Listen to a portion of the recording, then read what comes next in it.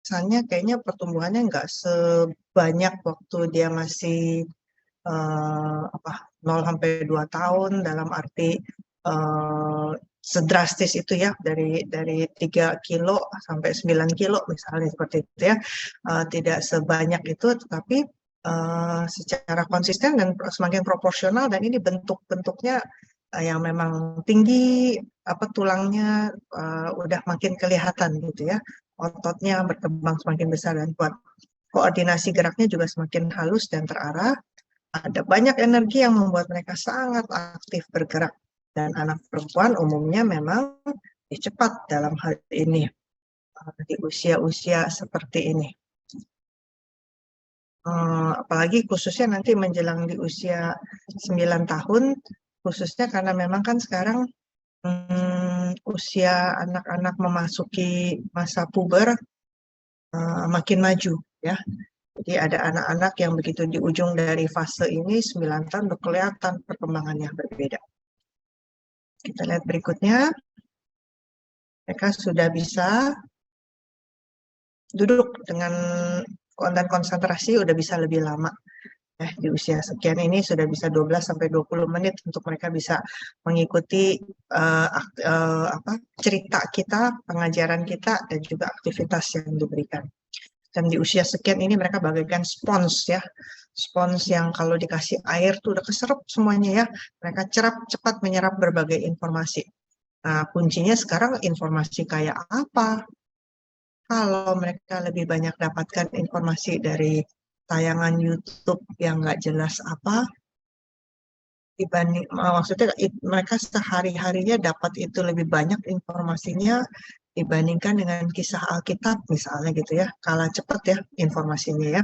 Ini yang banyak terjadi sekarang, itu menjadi tantangan kita. Terus mereka belum mampu berpikir abstrak, jadi masih sifatnya konkret dalam mendapatkan pengajaran-pengajaran juga. Ketika mereka beriman, iman itu apa kita ya, abstrak buat mereka. Terus kita bilang apa namanya, kalau misalnya itu kisah Alkitab, kalau kamu makan buah ini kamu akan mati gitu ya. Nah, sementara dia lihat di Alkitab ini Adam sama Hawa masih jalan terus nih, masih hidup terus nih, nggak makan, padahal udah habis makan buah. Ini Alkitabnya yang bohong, informasinya apa lausenya apa gimana gitu ya. Ini karena memang mereka berpikirnya masih konkret, masih belum bisa memahami konsep-konsep yang abstrak. Jadi dalam menjelaskan hal-hal seperti itu kita perlu pikirkan kosakata apa gitu ya yang bisa membantu mereka untuk mengerti. Cara berpikirnya juga masih hitam dan putih. Jadi orang salah harus dihukum, orang baik harus menang. Jadi ketika memang melihat jagoan itu kalah itu nggak terima gitu ya. Di film-film jagoannya mati, oh nggak bisa, masih hitam putih. Masih suka berkhayal di usia sekian ini dan masih hidup buat hari ini. Jadi diajak berpikir, kan ada orang tua yang suka kesel sama anaknya ya. Kalau kamu nggak bisa, apa, kalau nilai rapot kamu jelek, nanti kamu jual gado-gado aja gitu. Saya ingat saya pernah mendengar cerita seorang anak yang diancam oleh papanya. Kalau nilai rapotnya jelek, karena anak ini suka makan gado-gado kan ya. Kalau nilai kamu, rapot kamu jelek, ya udah nggak usah sekolah, kamu jual gado-gado aja. Terus saudara tahu apa jawabannya? Karena dia memang suka makan gado-gado, dia bilang ya nggak apa-apa, kan nanti aku jadi bisa tiap hari makan gado-gado gitu. Pokoknya intinya sesuatu yang maksudnya orang tua mau mengancam nggak kena gitu ya, nggak nyambung. Nah, dalam perkembangan mentalnya juga daya ingat jangka panjangnya terus meningkat sesuai usia. Udah mulai bisa mengingat ya pengalaman-pengalaman waktu kecilnya seperti apa. Uh, uh, Tahun lalu kita jalan-jalan ke kota ini seperti itu ya. Dia juga sudah mulai bisa mengingat. Kemampuan bahasa semakin baik, kosakata strukturnya juga makin baik. Biasanya karena udah bisa makin apa, udah makin banyak baca, juga tentu saja akan menambah kosakatanya juga ya, dan mengembangkan kemampuan problem solving. Banyak anak-anak yang suka melakukan, ada anak-anak usia segini yang suka melakukan eksperimen-eksperimen. Kan sekarang sekolah-sekolah banyak melakukan proyek-proyek seperti itu ya. Ini dicampur ini akan begini, ini dibuat ini akan begini. Wah, dia senang sekali, sampai rumah dia mau praktekkan, tunjukkan kepada orang tua. Dan anak-anak seumur segini nih suka dikasih challenge, suka ditantang. dan mereka akan buktikan kalau mereka bisa memenuhi tantangan tersebut. Ini ya, kalau makanya kalau yang nantang ini ternyata sesuatu yang tantangannya sesuatu yang buruk, ini yang bisa membahayakan ya.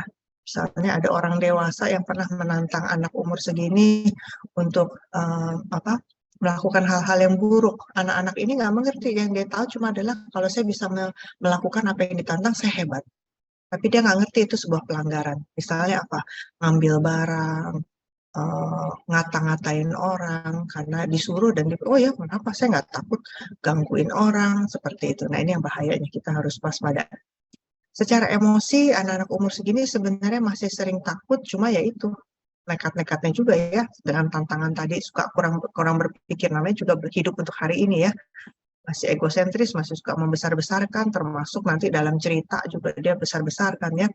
Ada sebuah kisah tentang anak yang pulang dari sekolah minggu ini, dia cerita sama mamanya tentang Musa membelah laut. Terus dia cerita sama mamanya, Musa sampai di tepi kolam, di tepi laut, terus dia angkat tongkatnya, begitu diangkat tongkatnya, tiba-tiba ada apa dia bilang waktu itu ya, hmm, mesin mesin pompa pompa raksasa yang menyedot air. Kemudian ada lagi dipakai alat-alat apa perlengkapan yang canggih yang pernah dia lihat di film gitu. Dia ceritakan kepada mamanya tentang bagaimana Musa membelah Laut Teberau itu ya. Kemudian mamanya bilang, hah, Lausa cerita sama kamu seperti itu?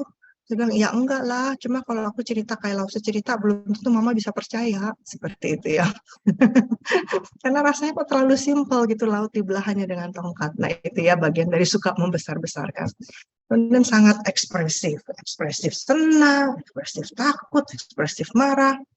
Tapi di sisi lain secara emosi mereka mulai dapat merasakan kesusahan orang lain. Jadi ketika diajarkan sebenarnya kapasitas empati mereka sudah bisa dilatih di usia ini. Secara sosial sekolah menjadi pengalaman yang menantang. Kalau memang menyenangkan akan menjadi sesuatu yang menyenangkan, tapi kalau susah ini juga bisa sangat menantang. Banyak anak-anak yang ribut nggak mau sekolah juga. Dan anak mulai menjalin pertemanan yang lebih akrab, mulai memperhatikan dirinya. Apa yang aku suka, apa yang aku nggak suka, apa yang aku mau, apa yang aku nggak mau, dalam hal itu ya. Dan juga mulai memperhatikan bagaimana dia bisa memperhatikan diri untuk bisa pas dibandingkan teman-teman. Karena memang mereka sangat ingin bisa mendapatkan pujian. Mereka pengen bisa bikin orang lain senang supaya bisa mendapatkan perhatian dan pujian. Makanya dia mulai lihat, oh orang lain lakukan ini dapat pujian, oh saya juga mau seperti itu. Oh yang dapat penghargaan adalah orang yang melakukan ini, saya juga mau seperti itu, gitu ya. Nah sambil belajar dari contoh orang dewasa di sekitar, apa yang orang-orang dewasa lakukan. Dan cara berpikir dengan pertambahan usia ini, cara berpikir egosentris mereka perlahan-lahan akan berkurang. Dan juga kan nantinya secara otak, perkembangan otak juga mulai memampukan mereka nanti untuk mampu berpikir lebih kompleks lagi.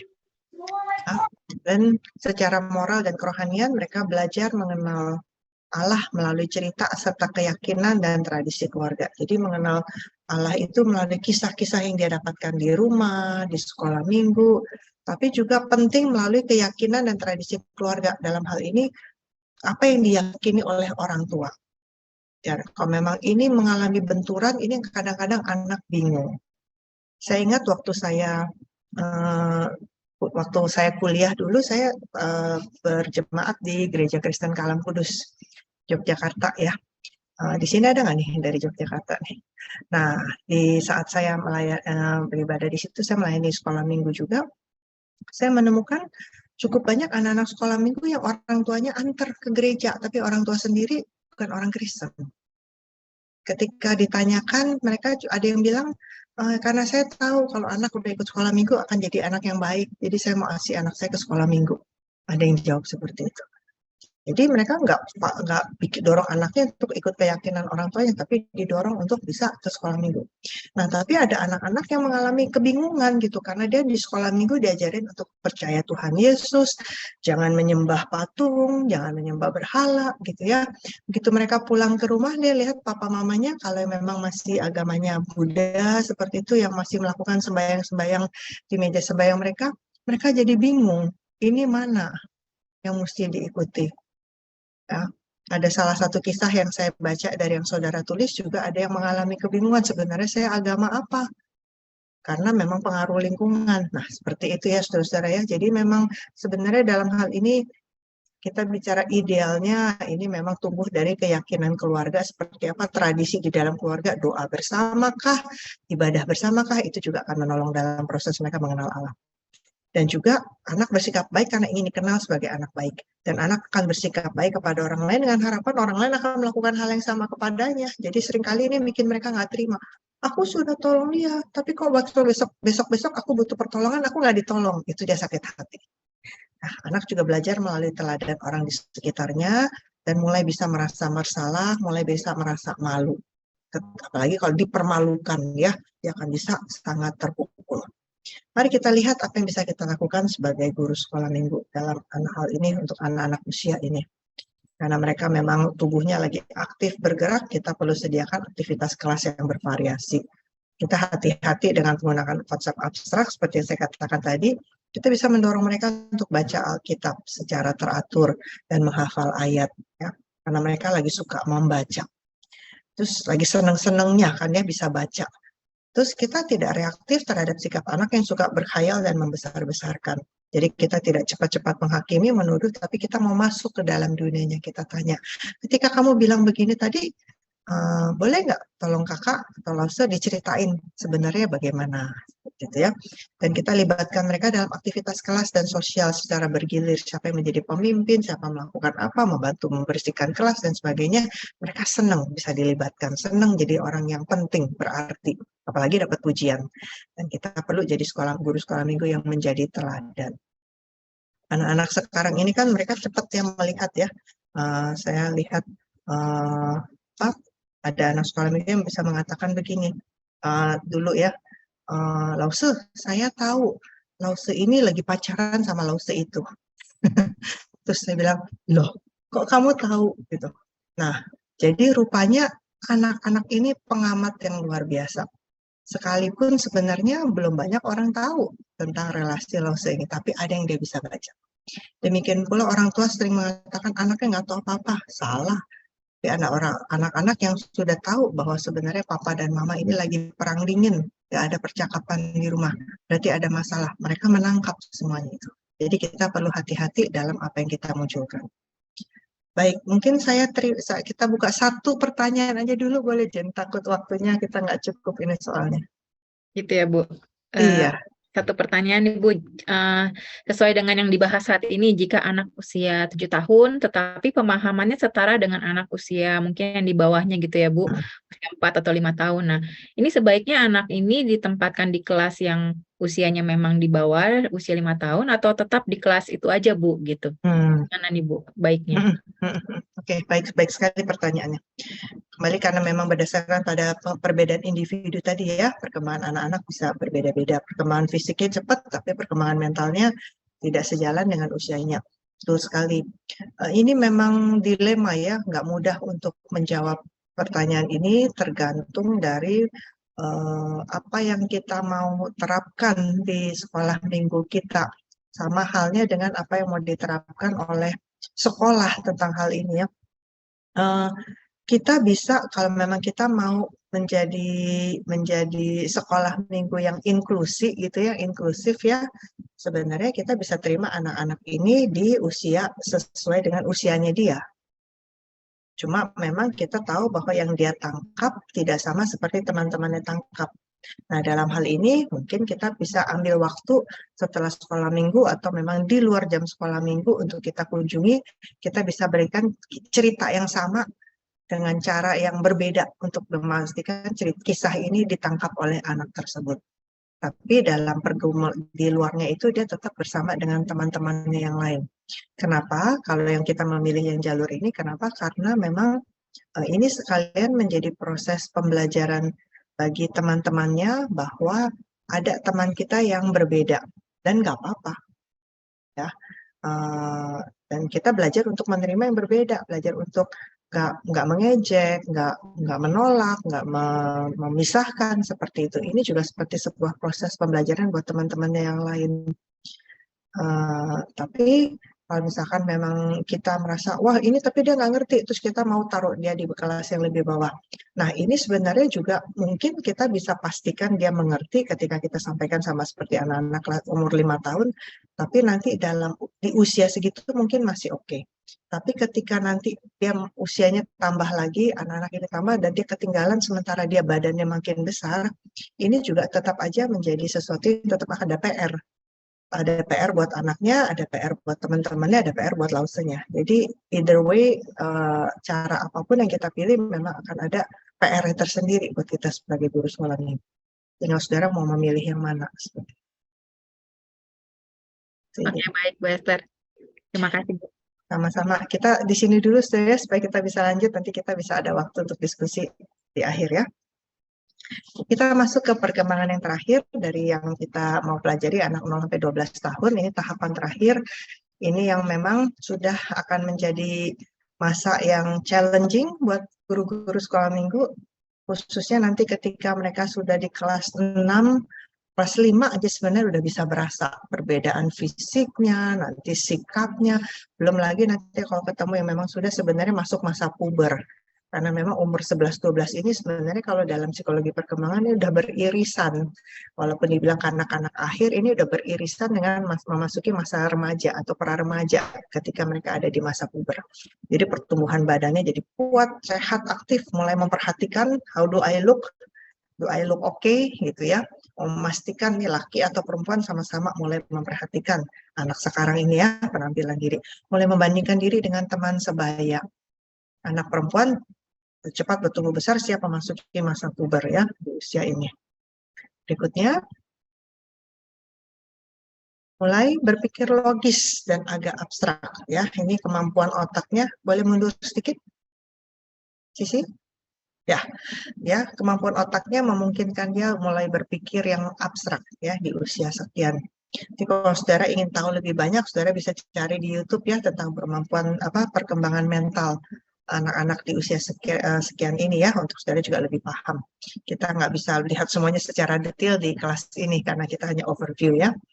Lalu mulai berpikir tentang hobi dan cita-cita. Aku nih sukanya apa? Aku nih kepengen jadi apa? Gitu. Banyak anak-anak di umur segini di beberapa tahun terakhir ini mulai berpikir cita-citanya entah menjadi YouTuber.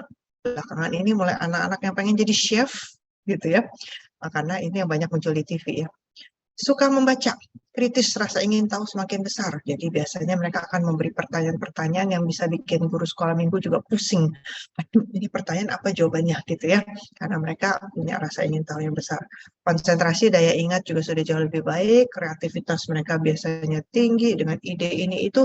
Kalau kita jadi guru sekolah minggu di anak-anak usia ini, kita nggak mau mengikuti perkembangan mereka, mereka akan jadi susah respect sama kita. Rasa gurunya ini nih kudet, sudah tahu kudet ya, gurunya ini jadul, nggak nyambung. Nah ini biasanya mereka akan susah respect. Tapi anak-anak umur segini kalau dia tahu gurunya ini update ya, mereka tahu gurunya ngerti ini itu, wah biasanya mereka akan senang bisa cerita macam-macam dan lebih gampang masuk. Jadi kita sebagai guru sekolah minggu di anak-anak usia ini mesti banyak update ya. Anak-anak umur segini juga mengagumi tokoh-tokoh pahlawan. Nggak mesti yang Marvel, superhero, tapi termasuk tokoh-tokoh yang pahlawan yang ada di sekitar. Mereka juga bisa mengaguminya.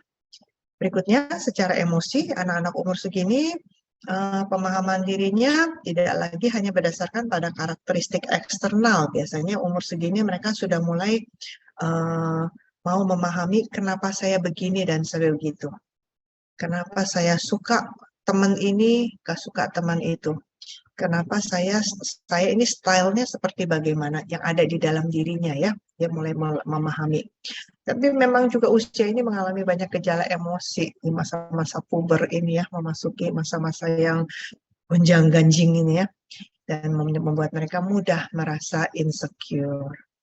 Atas penampilan fisik, atas kemampuan intelektual, atas kemampuan-kemampuan apapun, mereka mudah merasa insecure. Dan juga mulai tumbuh kesadaran tentang perlunya mengendalikan ungkapan emosi sesuai dengan standar sosial. Mulai sadar, oh yang begini lebih diterima, yang begitu kurang diterima, biasanya mereka mulai lebih sadar.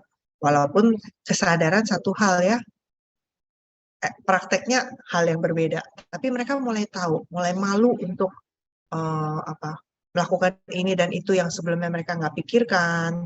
Mereka sebelumnya mungkin bisa ceplos-ceplos, sekarang mulai lebih menahan diri seperti itu. Berikutnya, perkembangan sosial yang berikutnya, mereka mulai kritis. Perkembangan emosi, ya, keinginan yang kuat untuk menjadi mandiri. Mereka kepengen, aku bisa, saya mau lakukan hal ini sendiri, gitu ya, untuk bisa diandalkan.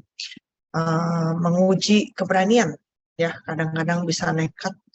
Nah, ini nekatnya biasanya memang udah lebih ini lagi, lebih bisa ke arah membahayakan. Misalkan coba merokok, misalkan coba menonton apa, walaupun sekarang sebenarnya kalau bicara soal mengonsumsi pornografi ada anak-anak yang usia lebih muda dari ini juga sudah ya, tapi biasanya yang di usia ini yang memang mulai lebih lagi akan nekat ya. Dipanas-panasin teman dia bisa nekat, masa gitu aja nggak berani, wah dia akan melakukan. Umur segini juga mulai malu mengekspresikan rasa kasih sayang, mau dipeluk mama udah nggak mau ya. Tapi mereka suka humor, biasa humoris, dan mereka akan memuja tokoh yang dikagumi karena tadi juga tokoh-tokoh hero itu ya. Kita lihat perkembangan sosialnya. Mereka lebih suka bersama dengan teman-teman daripada anggota keluarga. Di umur segini mulai lebih senang main sama teman-teman ya. Terus mereka berbagi perasaan yang dialami dengan teman-teman, mulai curhat-curhat sama teman-temannya, dan mulai lebih tertutup terhadap orang tua. Tapi di sisi lain mulai meningkat kemampuan untuk berempati. Begitu tahu temannya mendapatkan perlakuan tidak baik, wah dia bisa berempati dan dia mau solidar dengan teman-temannya ini. Berikutnya, dalam hal perkembangan sosial, mulai kritis, suka memberontak seiring dengan sikap kritis yang berkembang. Jadi sebenarnya bukan memberontak yang kayak nggak ada angin, nggak ada hujan, dia berontak begitu, enggak saudara-saudara ya di usia sekian ini ya. Tapi lebih berontaknya lebih kayak, ini harusnya kan begini, tapi kenapa dia nggak begitu? Wah misalnya ya, misalnya anak umur segini kan tadi ya, sangat tidak menyukai ketidakadilan. Jadi isu-isu fairness, isu-isu keadilan itu tuh akan sangat mengusik mereka. Misalkan mereka tahu seorang temannya yang dihukum oleh guru, tapi mereka tahu kenapa temannya melakukan hal ini dan hal itu. Wah, mereka bisa nggak terima kenapa guru menghukumnya, misalnya seperti itu ya. Jadi mereka sudah mulai berpendapat, membela diri, membela teman, karena mereka tidak menyukai ketidakadilan. Kalau anak-anak umur 9 tahun, 10 tahun biasanya mulai nggak suka deket-deket sama lawan jenis. Tapi biasanya nanti kalau menjelang usia 12 mulai suka sama lawan jenis. Jadi ya secara sosial. Perkembangan moral dan kerohaniannya sangat menekankan pada fairness yang saya bilangnya. Jadi harus adil. Keadilan ini nggak melulu soal harus sama rata sama rasa gitu, enggak lagi ya, tapi dia mulai bisa memahami karena dia menjelang akhir masa ini mulai memahami maksud perilaku seseorang. Jadi misalnya dia tahu bahwa temannya ini karena mamahnya sakit, dia mesti nungguin di rumah sakit, jadi dia nggak bisa belajar, makanya besok dia nyontek, misalkan seperti ini. Nah, kalau ini terjadi pada anak di fase sebelumnya, yang sangat menekankan kepada semuanya itu hitam putih, dia akan laporin gurunya, bu dia nyontek bu dia nyontek bu gitu misalnya ya. Tapi kalau anak umur segini misalkan dia tahu ya, dia akan merasa, oh ya nggak apa-apa, aku kasih tahu jawabanku karena aku kasihan kemarin dia nggak sempat belajar, misalnya seperti itu. Saya pernah menemukan kasus seperti itu, dan ketika anak ini akhirnya ketahuan nyontek dan dia dihukum, dia ikut membela. Dia punya alasan bu, kenapa dia menyontek, misalkan seperti itu ya. Jadi dia umur segini biasanya mulai mempercayai aturan itu sebenarnya bisa diubah. Orang tuh nggak semuanya jahat, nggak lihat secara hitam putih lagi.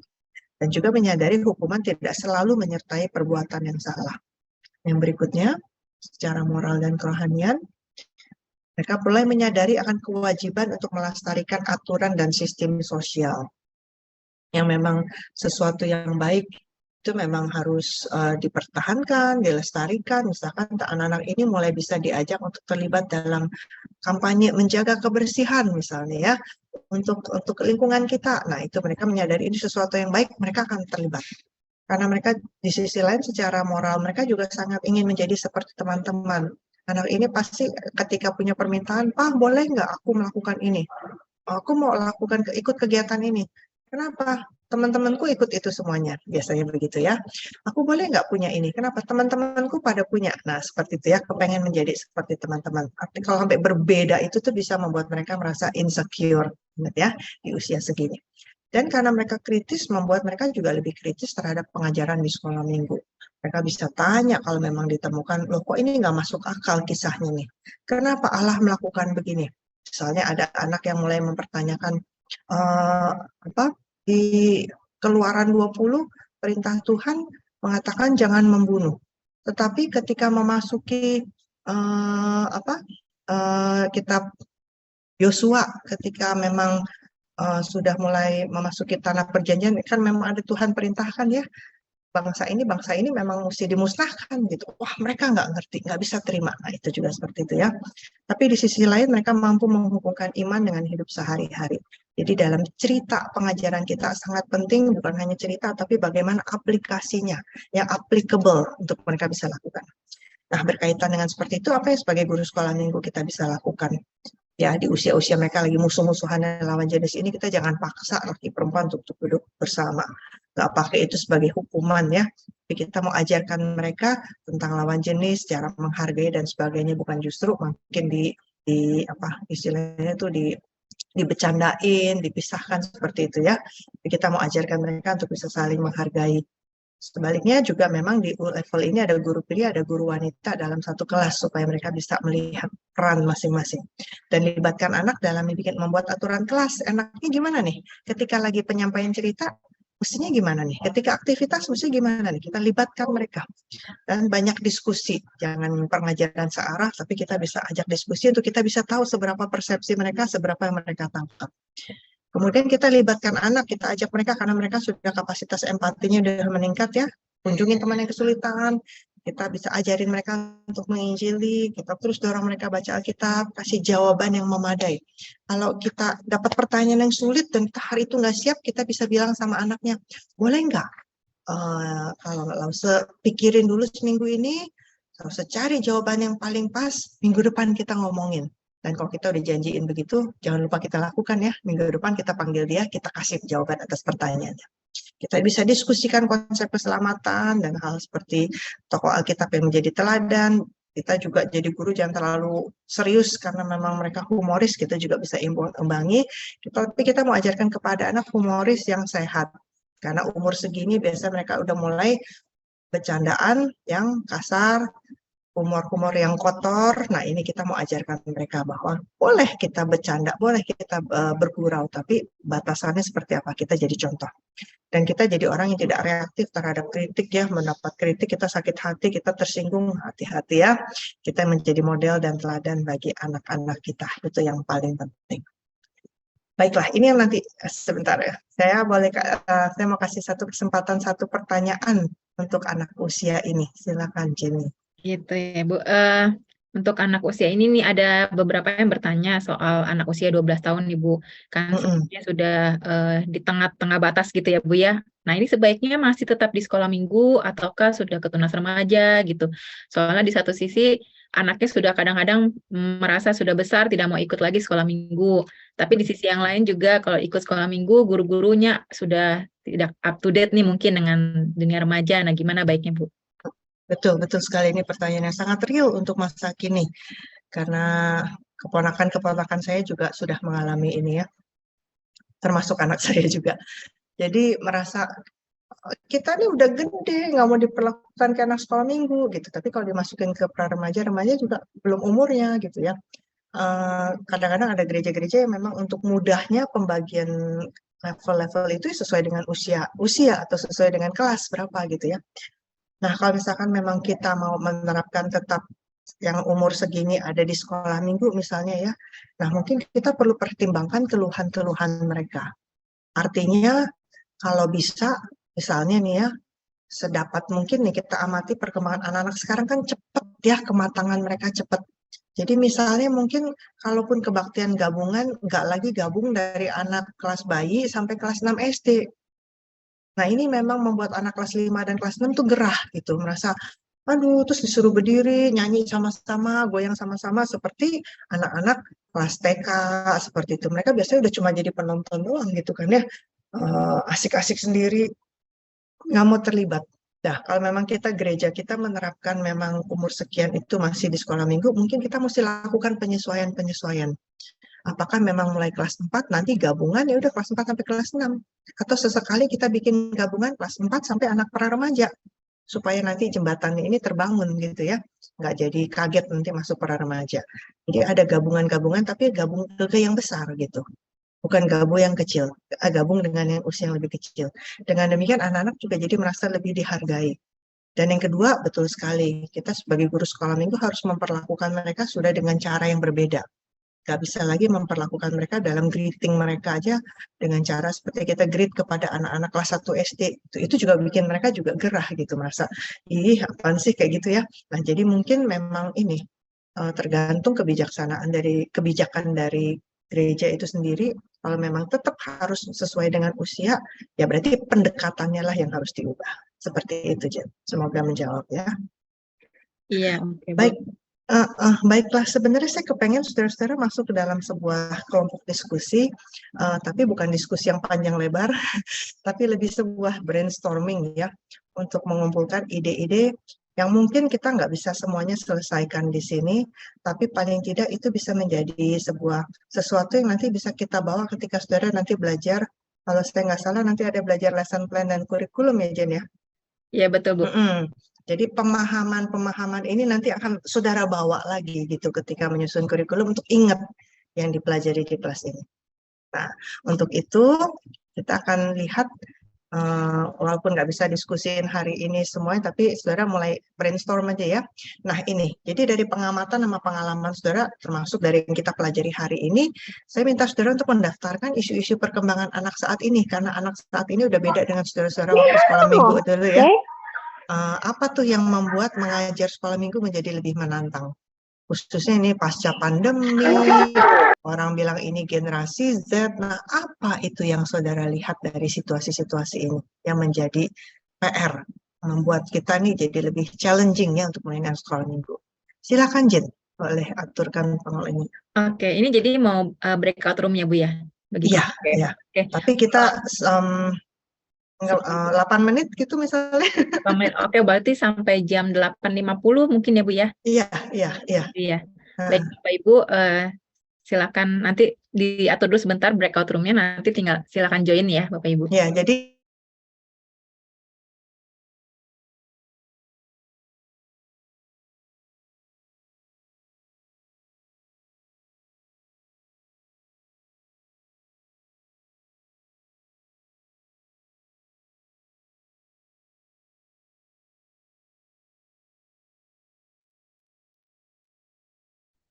Halo, selamat malam semuanya. Iya, yuk karena waktu kita sangat terbatas, mungkin ada yang ingin menyampaikan. Jadi tadi isu-isu perkembangan anak saat ini yang membuat sekolah minggu lebih menantang begitu ya.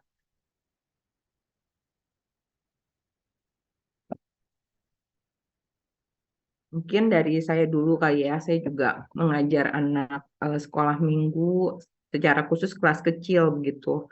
Nah, saya melihat dengan adanya YouTube, terus adanya gadget begitu. Maksudnya saya melihat konsentrasi anak-anak tuh lebih singkat begitu dan eh, apa yang dibagikan di kelas harus jauh atau bukan jauh ya, menarik begitu untuk menarik perhatian mereka. Mungkin ada lagi dari teman-teman. Ada Kak Florence, Kak Hesi, siapa lagi nih? Kak Herna, Kak Dian. Yuk.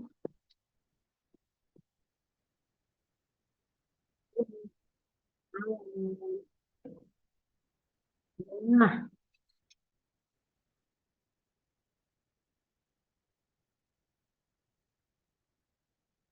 hmm, ya,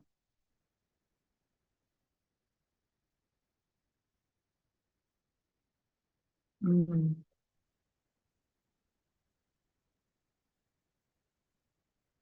Hmm.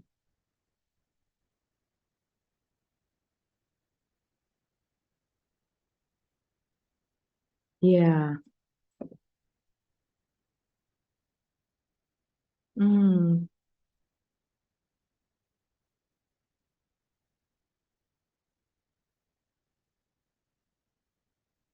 Iya, iya, iya. Iya, Bu Hana.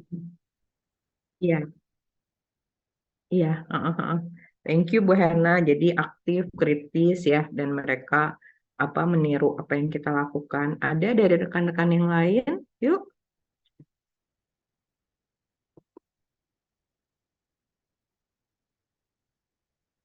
Ini ada yang dari Tokyo, Ibu Florence. Ya, Kak.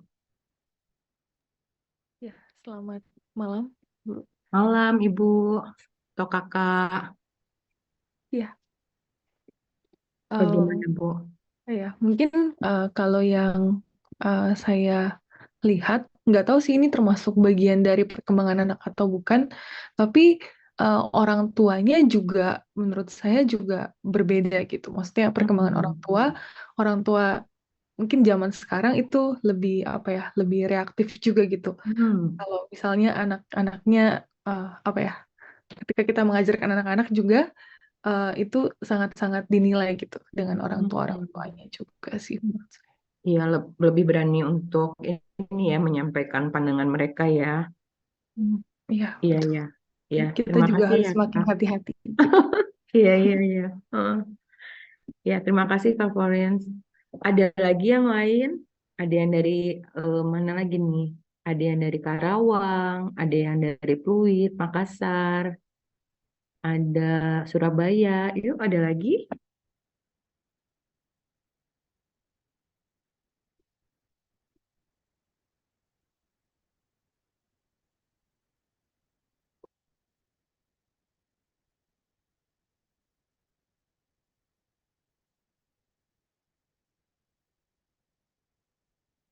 Kak Hesi mungkin?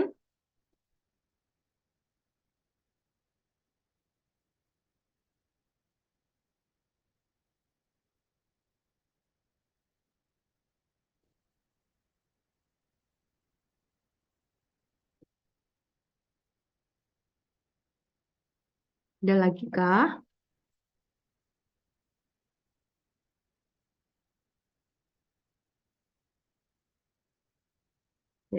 Ya teman-teman sambil nunggu mungkin tadi saya ulang ya beberapa aktif kritis, terus perkembangan orang tua yang lebih reaktif begitu ya. Ini juga dialami di sekolah-sekolah ya. Begitu. Dulu biasanya guru menyampaikan apa mereka, oh iya orang tua kok sekarang kudu hati-hati juga bisa mereka komplain begitu. Ada lagi yang lainnya mungkin?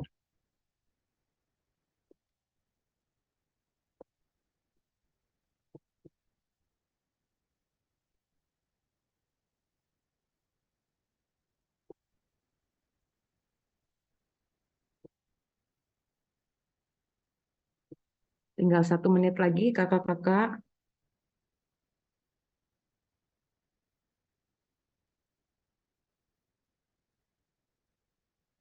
Kak Heni, Kak Dian.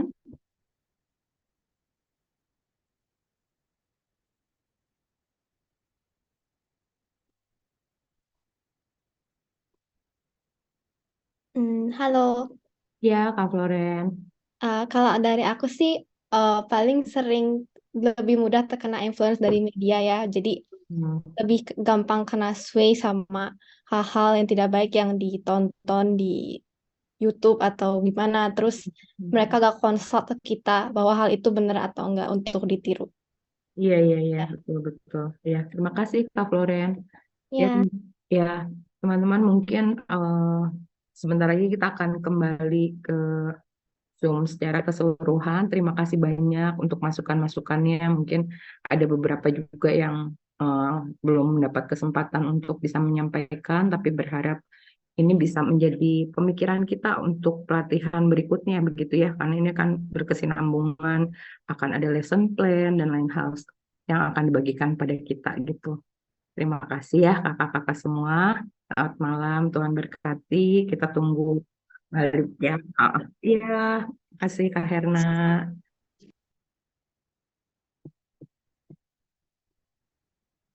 Sambil kita tunggu ya, Kak Herna dan rekan-rekan lain.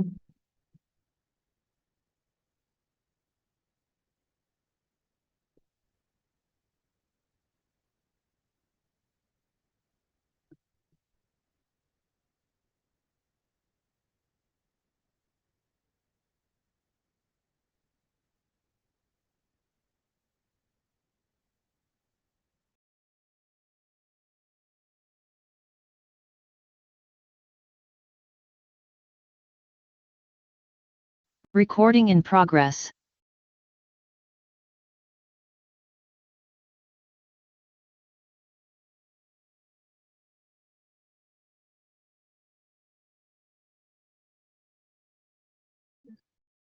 Oke, saudara-saudara, terima kasih untuk partisipasinya di dalam kelompok.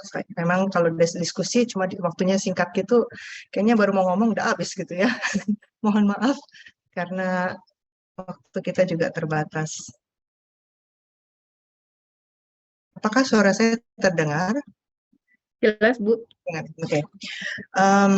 Iya, jadi saudara-saudara, walaupun mungkin memang ini yang tadi didiskusikan di dalam kelompok belum tuntas, masih belum bisa dapat ini mesti gimana gitu ya.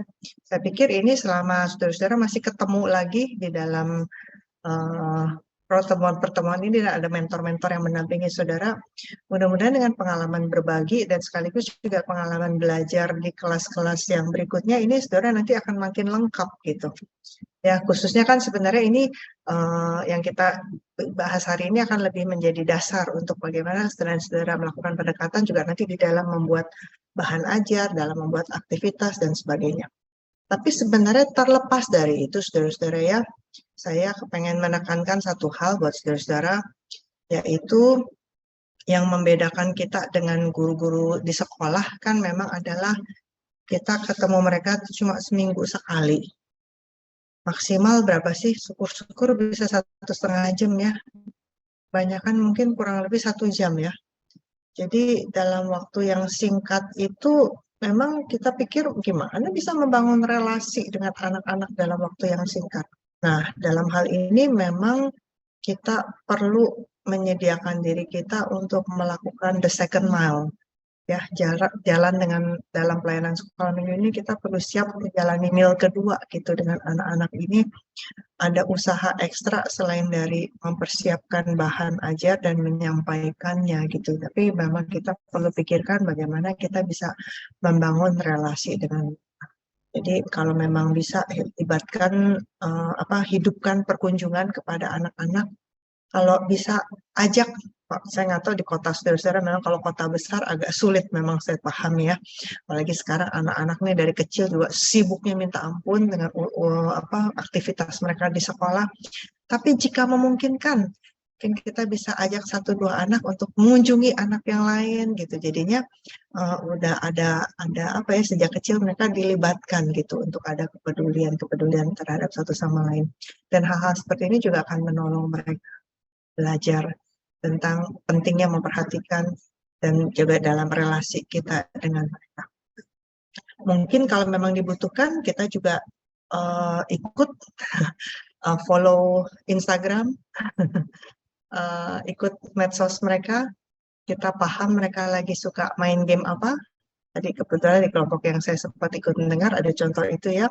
Dan itu memang saya lihat menjadi sebuah pintu masuk yang gampang gitu untuk anak-anak ketika mereka tahu kita mau masuk ke dunianya.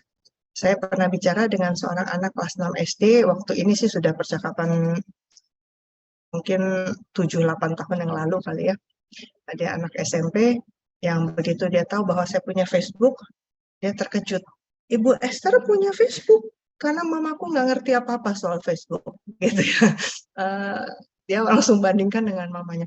Oh bisa ibu, karena dia merasa saya sepertinya tampaknya lebih tua dari mamanya gitu kali ya.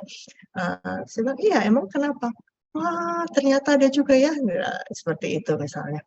Terus jadi anak-anak juga ada yang suka tahu, oh kalau memang kakak punya Instagram boleh nggak follow-follow, nah kayak gitu-gitu ya. Jadi kita juga jadi tahu apa sih yang mereka mainin, apa sih yang mereka lingkup mereka seperti apa. Rasanya memang di zaman sekarang mau nggak mau kita mesti masuk di sisi itu, saudara-saudara. Nggak bisa hanya nunggu seminggu sekali mereka datang dan kita nggak tahu apa-apa soal hidup. Kalau memang kita kepengen bisa menjangkau mereka, kurang lebih pesannya seperti itu sih ya, saudara-saudara ya. Ini overview singkat, maaf nggak bisa menjawab semua pertanyaan. Nanti saya dan Jenny akan coba pikirkan kalau memang ada yang bisa dijawab dengan cara apa, biar nanti Jenny yang pikirkan, saudara-saudara. Intinya selamat melanjutkan apa yang saudara-saudara sudah mulai ya, terus untuk bisa diperlengkapi. Kiranya Tuhan menolong. Saya sih kalau ngikutin saya masih kepengen ngomong lebih banyak, saudara-saudara, tapi saya tahu ini sudah malam, jadi saya harus tahu diri.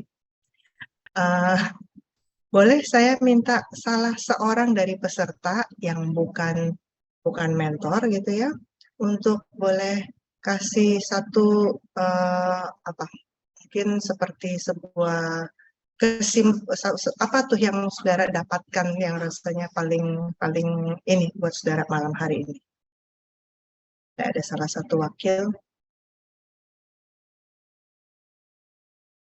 satu message yang buat saudara, ini nih yang saya ingat nih, gitu. Boleh nggak saya dibagi? Siapa saja boleh. Buka mic dan bicara, boleh? Ayo, silakan Bapak Ibu, lase-lase. Silakan Pak Lukman. Saya lagi ya. Oke, jadi yang saya dapatkan itu ya anak-anak pada masa-masa tertentu masih berfantasi, jadi kita itu jangan langsung menghakimi anak-anak. Ya memang kadang-kadang kalau kita dengar sepertinya kita menganggap anak-anak bicara itu dalam level yang maunya seperti orang dewasa, padahal tidak seperti itu. Ya itu mengingatkan kita juga untuk supaya lebih peka dengan dunia mereka. Itu. Terima kasih Bu. Ya, terima kasih Pak Lukman. Jadi semoga satu hal yang diingat ini bisa menolong. Saya percaya saudara ada bagian-bagian yang diingat dan semoga itu juga menolong. Ya, sebagai closingnya mengingatkan lagi kita terus mau menjadi orang-orang yang tidak sampai tanpa kita sadari menghalang-halangi anak untuk datang kepada Tuhan. Itu saja ya yang mungkin kita perlu terus ingat dan kita jadikan doa kita dan upaya kita dalam kita melayani anak-anak sekolah. Kiranya Tuhan memberkati saudara-saudara semuanya. Iya. Kita sama-sama. Nanti langsung doa tutup atau ada pengumuman, Jenny? Iya. Silakan. Ini Bu, sebenarnya boleh nggak ya Bu memberikan satu pertanyaan lagi gitu Bu? Ini masih ada waktu 2 menit nih Bu. Oh, oke. Boleh nggak Bu? Soalnya ini pertanyaannya sering muncul nih Bu di setiap topik gitu, di setiap kelas, tapi rasanya tepat untuk ditanyakan di topik Ibu nih Bu. Jadi yang saya juga amati gitu ya, problem guru-guru sekolah minggu atau sekolah minggu pada umumnya gitu, kalau kelasnya gabungan gitu Bu, misalnya dari bayi sampai kelas 1 atau 2 gitu misalnya ya, atau bahkan mungkin lebih ekstrim tadi seperti Ibu bilang gitu, dari kelas 1 SD sampai kelas 6 SD. Nah, kalau kondisinya tidak memungkinkan Bu untuk dipisah gitu, sebagai guru sekolah minggu perlu untuk ngikutin usia yang mana nih Bu gitu, baik bahan cerita ataupun penguasaan kelas, seperti itu ngikutin yang mana Bu? Gitu. Ya, betul. Thank you. Ya, tadi seperti yang saya katakan, kalau ngikutin saya masih mau lanjutin sampai 1 jam lagi sih, Jen. Dengan senang hati. Oke, fokus ke pertanyaan ini. Saudara, memang betul. Saya tadi kan kalau jawab, saya bilang ideal. Tapi saya tahu situasi di gereja kita masing-masing itu banyak nggak idealnya gitu ya. Apalagi kalau memang gereja kita kecil, secara fasilitas juga misalnya nggak terlalu besar. Jadi kan memang ada keterbatasan seperti itu. Kita juga mungkin bisa frustrasi. Iya, tahu idealnya masih begitu gitu ya. Tapi ya memang kita harus based on realitanya seperti apa. Dalam hal ini realitanya kalau memang digabung kita mesti nyampein dengan cara apa? Berarti kita harus nyampein dengan cara yang bisa dimengerti oleh yang paling kecil. Kita mesti ngikutin yang paling kecil. Tapi nanti di dalam aplikasinya kita bisa sampaikan aplikasi buat yang lebih besar, yang aplikasi yang bisa masuk seperti itu. Tapi pesan ceritanya memang kepada yang lebih kecil. Itu supaya memang yang lebih kecil paham. Kecilnya dalam hal ini memang kita terus terang dalam hal ini nggak bisa, paling kecil agak-agak kurang fairnya ini yang akan diprotes oleh anak 7-9 tahun tentang fairness ya. Agak-agak kurang fairnya memang berarti kita, tapi patokannya bukan anak 0-2 tahun juga sih. Tapi memang lebih ke yang, karena anak 0-2 tahun ini kan memang kapasitasnya sangat terbatas dan di dalam keramaian mereka akan lebih susah untuk fokus. Jadi paling ke anak TK patokannya. Kalau memang gabungan seperti itu. Tapi kalau kelas 1 sampai kelas 6 ya berarti ya memang yang kelas 1, tapi tetap harus ada aplikasi yang bisa dipakai untuk anak kelas 4, kelas 5, kelas 6 itu tadi. Dan kalau bisa, kalau guru sekolah minggunya cukup, sebenarnya dalam gabungan itu kalau bisa menurut saya sih tetap ada ini kelompok kecil sih. Yang maksudnya untuk yang lebih gede ini nih. Untuk kita juga mau memenuhi kebutuhan mereka sekiranya mungkin seperti itu. Kalau pandangan saya begitu. Apakah cukup menjawab, Jen? Iya, baik Ibu. Ya, semoga cukup menjawab ya buat lolos-lolos semuanya. Juga nanti bisa menolong gitu ya untuk bisa di topik selanjutnya ada persiapan untuk membuat lesson plan seperti itu gitu ya, untuk lebih mempertimbangkan yang usia yang lebih kecil gitu. Terima kasih banyak Ibu Esther untuk materinya, untuk juga waktunya malam hari ini gitu ya. Bapak Ibu Saudara, boleh kita berikan aplaus dulu gitu ya, boleh unmute gitu, kita berikan tepuk tangan untuk Ibu Esther. Terima kasih Ibu, atau berikan reaction gitu ya. Boleh berikan reaction juga dengan